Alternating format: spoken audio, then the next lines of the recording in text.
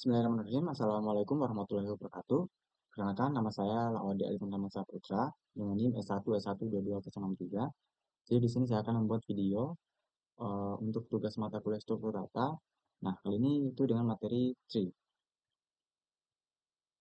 Kita masuk di materi tree ini, itu adalah lecture 8. Nah, jadi di materi ini itu kita akan belajar apa saja sih? Nah, yang pertama itu ada Introduction to Trees. Itu ada definisinya, juga propertinya. Lalu ada tree ADT dan computing depth and height. Lalu yang kedua ada binary trees, implementing trees, using linked list dan using array, tree traversal algoritma dan summary. Nah, jadi kali ini kita akan menjelaskan sampai halaman 30. Jadi yang pertama itu adalah introduction to trees. Jadi apa sih itu trees? Nah, trees itu adalah sebuah data struktur yang tidak linear atau non-linear. Terus ini itu memprovide algoritma yang lebih cepat untuk pencarian dan juga sistem temu kembali dari data dibandingkan dengan data yang linear, struktur data yang linear, yaitu array atau linked list. Lalu tree ini juga itu menyediakan organisasi yang natural dari data yang biasanya digunakan untuk apa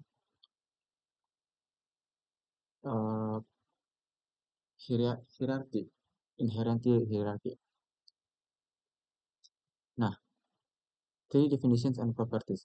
Nah, sebuah tree itu adalah sebuah abstrak, sebuah tipe data abstrak yang menyimpan elemen secara hierarki. Nah, dengan pengecualian dari top elemennya, setiap elemen itu memiliki sebuah parent atau orang tua elemen dan zero atau nol atau lebih dari uh, elemen anak, elemen children. Nah, jadi top atas dari elemen tree ini tuh disebut dengan root of tree atau akar dari tree ini. Nah, jadi apa itu formal definitionnya dari tree ini adalah secara umum itu kita definisikan tree ini sebuah set dari nodes yang menyimpan elemen seperti node ini memiliki orang tua dan anak, hubungan anak dan orang tua yang uh, memenuhi peraturan berikut. Yang pertama itu jika T itu adalah tidak kosong, berarti itu memiliki special node yang dipanggil dengan root of T yang tidak memiliki parent. Setiap node V dan T itu berbeda dari akar yang mempunyai kedudukan parent node W dan setiap node itu memiliki parent W yang dimana anak itu adalah anak dari W. Ingat bahwa berdasarkan definisinya sebuah tree itu bisa saja kosong, yang artinya itu bisa saja itu tidak mempunyai node sama sekali. Konvensi ini itu uh, mengizinkan kita untuk mendefinisikan tree itu recursively,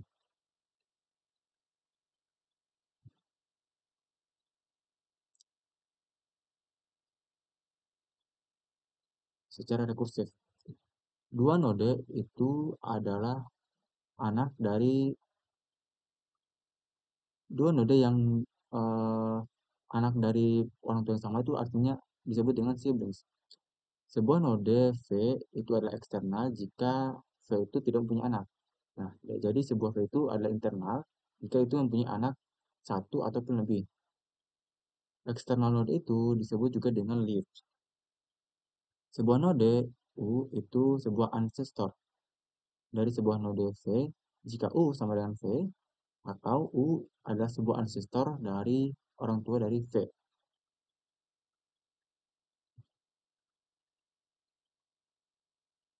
Sebaliknya, kita bisa katakan bahwa node V itu adalah descendants dari sebuah node U jika U adalah ancestor dari V. Sebuah edge, sebuah tepi dari sebuah tree T itu adalah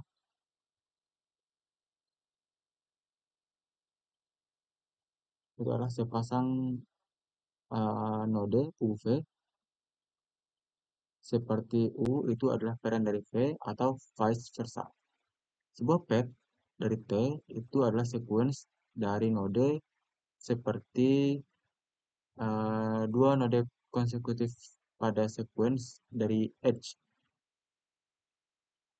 Sebuah tree itu ordered jika ada linear yang berarti di antara dari children di setiap node. Nah, lalu ada the tree ADT. Kita mendefinisikan tree ADT itu sebagai konsep dari posisi dari sebuah abstrak untuk sebuah node dari tree. Sebuah elemen itu disimpan di setiap posisi dan posisi yang memuaskan parent-child relationship hubungan anak orang tua itu adalah definisikan sebagai tree structure.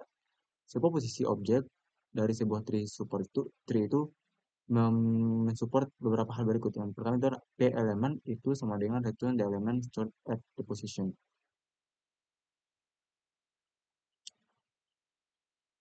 Nah, lalu ada the tree ADT itu mensupport following Elixir method.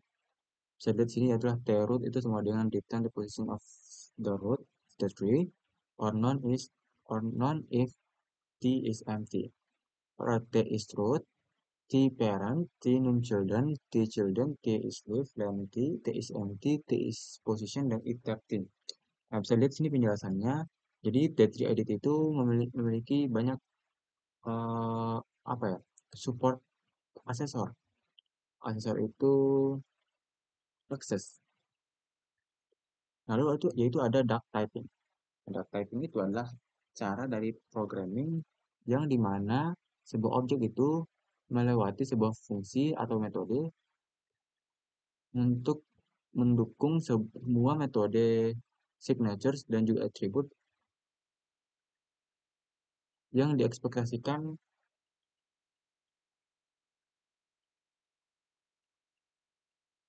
yang diekspektasikan oleh objek itu di runtime.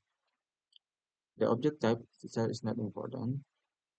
Rather, the objek itu harus support semua metode dari atau atribut yang dipanggil.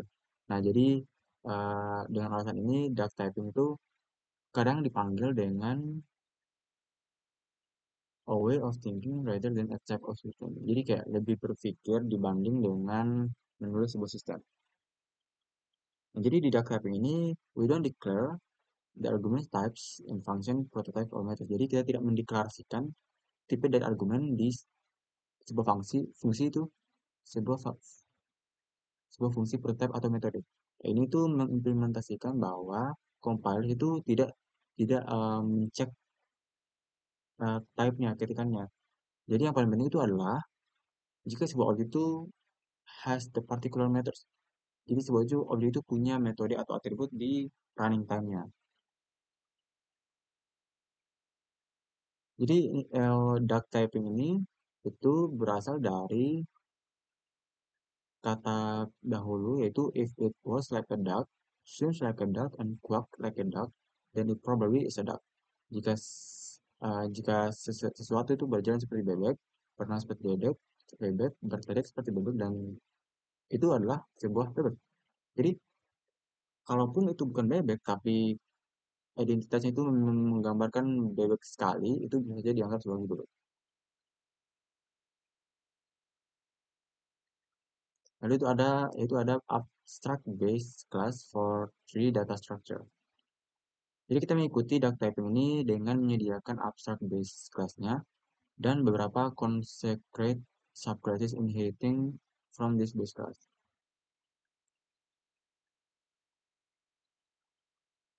Yang mewarisi dari kelas ini. Jadi base class itu mengandung pertama itu a nested position class with abstract methods, lalu yang kedua itulah several abstract method dan juga few concrete methods. Itu ada tiga itu is root, is left, dan is empty. Lalu itu ada computing depth. Itu ada computing depth.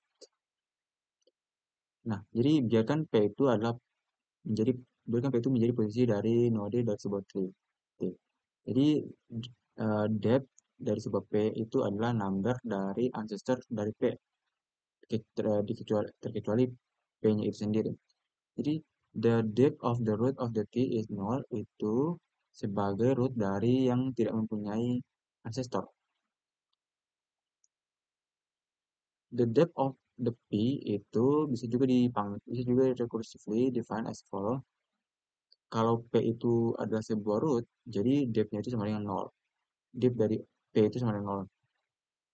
Otherwise, jika tidak, depth itu depth dari P itu adalah satu tambah dari depth dari parent of P. Lalu di sini ada computing height.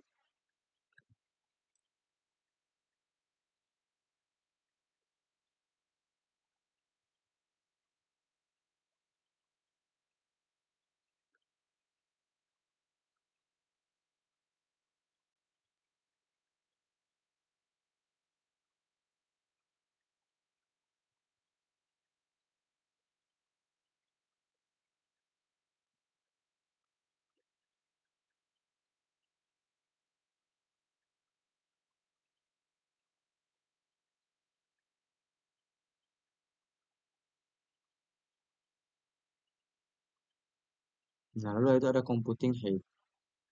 The height of the position P in a treaty itu disebut juga definisikan juga dengan jika sebuah P itu adalah leaf, jadi the height of the P is null. Jika tidak, the height of the P is satu tingkat lebih tinggi dari maksimum dari height of the first children.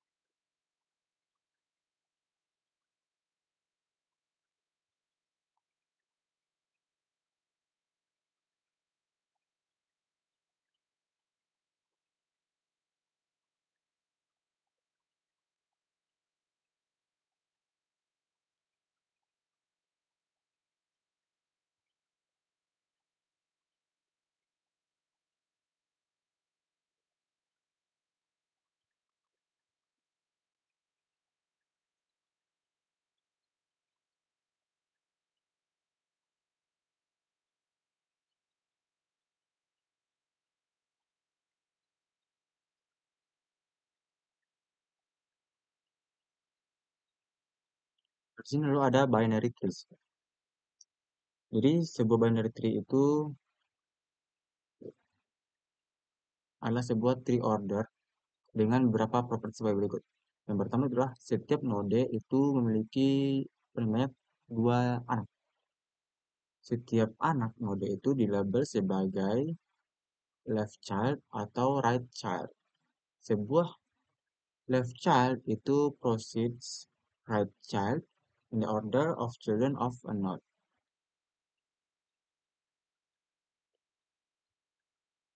The subtree root. Jadi binary tree itu proper jika setiap node itu memiliki zero atau dua children. Seperti referred sebagai full binary trees.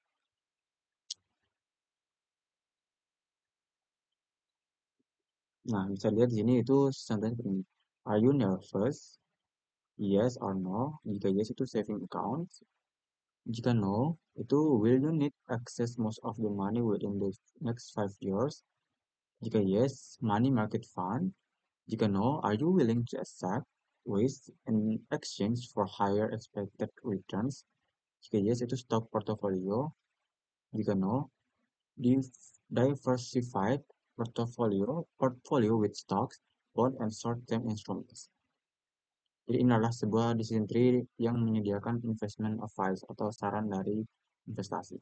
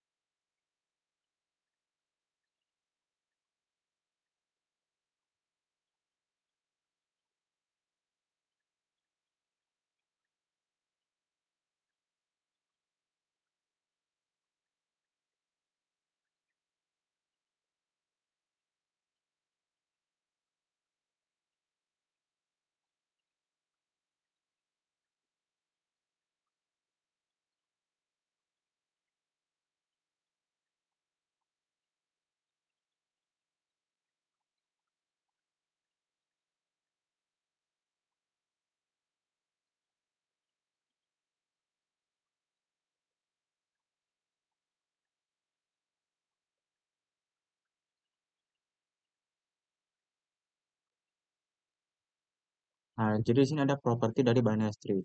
Jadi kita di node,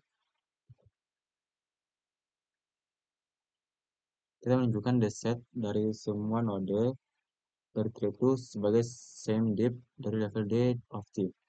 Pada umumnya itu level D itu memiliki paling banyak itu dua nodes.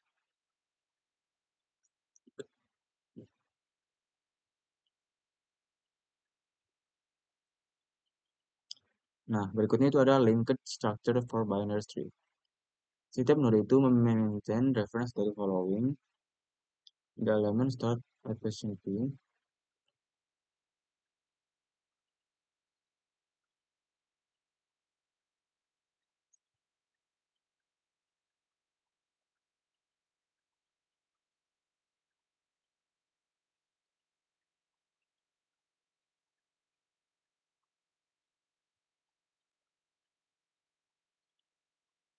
Itu memiliki 4 elemen, yaitu yang pertama elemen start yang diposisikan di P, left child node, right child node, dan juga parent node.